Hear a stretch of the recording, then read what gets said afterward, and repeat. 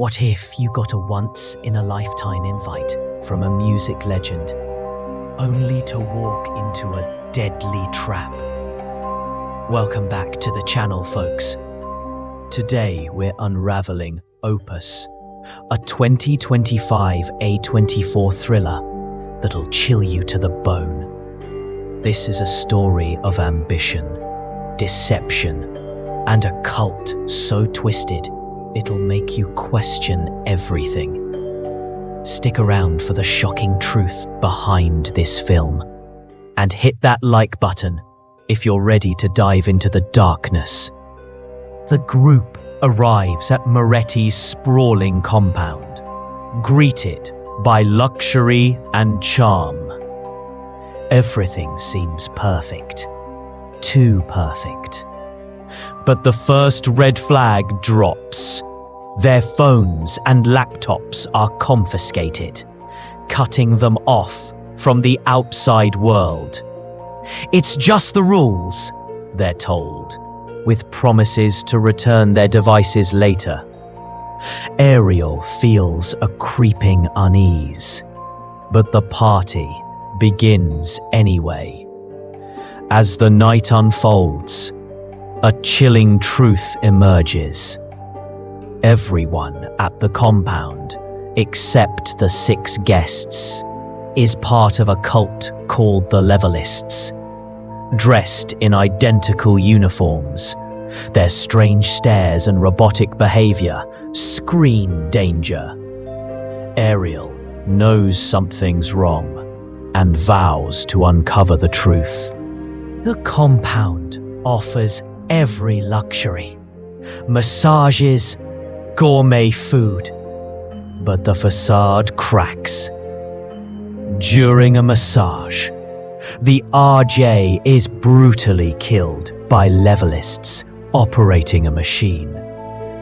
The act is off-screen, but his screams confirm the cult's sinister nature.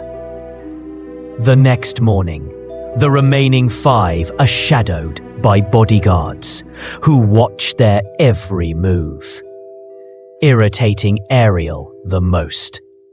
While jogging, she spots Moretti posing for a portrait and confronts him. "What's this cult about? Who do you worship?" Moretti's response is cryptic. "What do you call a group that believes in nothing and does nothing?"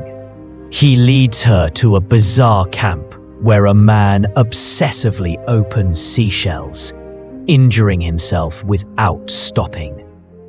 Moretti explains, "1 pearl is worth more than 100 shells.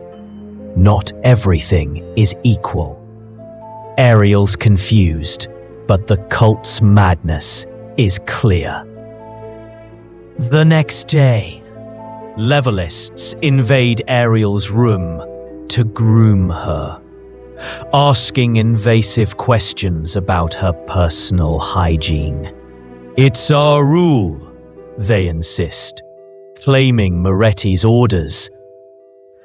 At another party, with only the 5 guests present, Moretti performs a childish dance. But the mood shifts when the influencer starts coughing violently, losing control. Instead of helping, Moretti leads everyone outside for fresh air. While discussing the Levelists, Moretti reveals their belief: anyone who invents something new is a god. Like the first person to craft a horseshoe. Ariel pitches a story about the cult to her boss, hoping to save their magazine, but her boss dismisses it. Then a stray arrow hits her boss, shot by a child who calmly apologizes, showing no fear. Ariel's suspicions skyrocket. Ariel warns the others. The confiscated phones, constant surveillance, and strange incidents point to danger. They laugh her off, mocking her paranoia.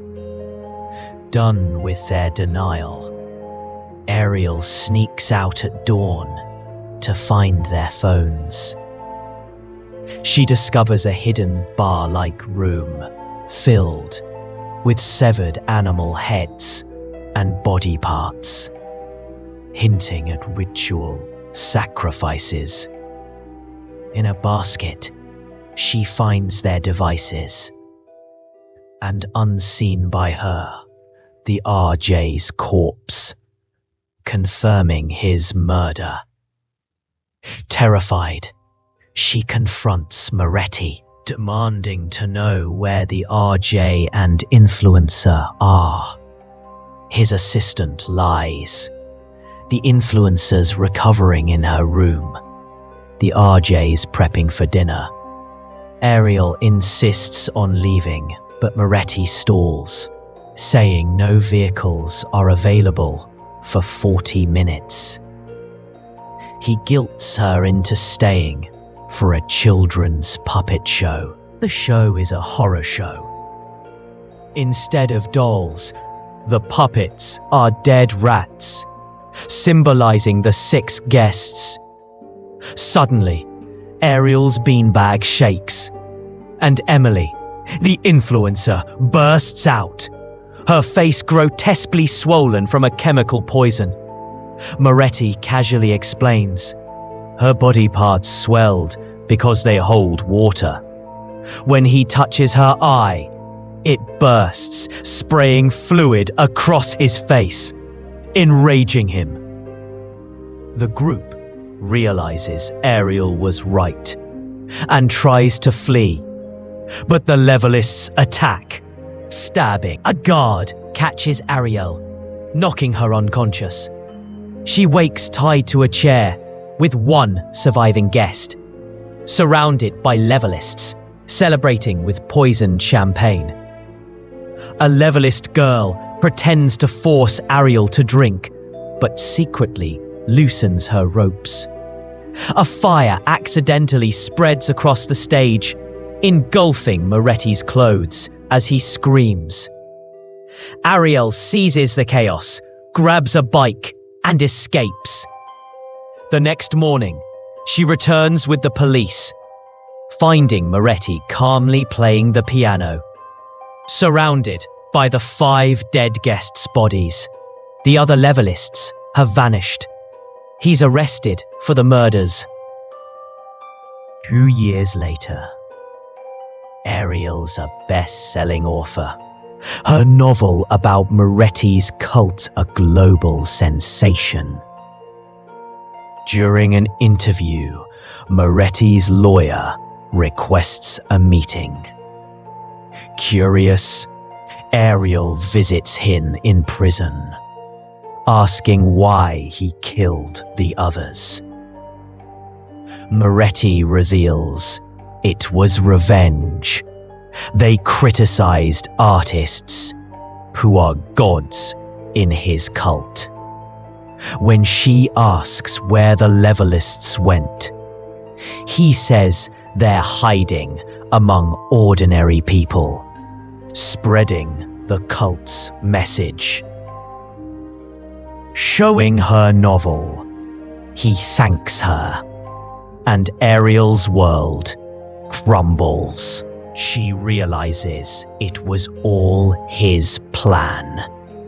Her invitation, the murders, even her escape, were orchestrated so she'd write the novel and make the cult famous worldwide. Could you have escaped Moretti's trap?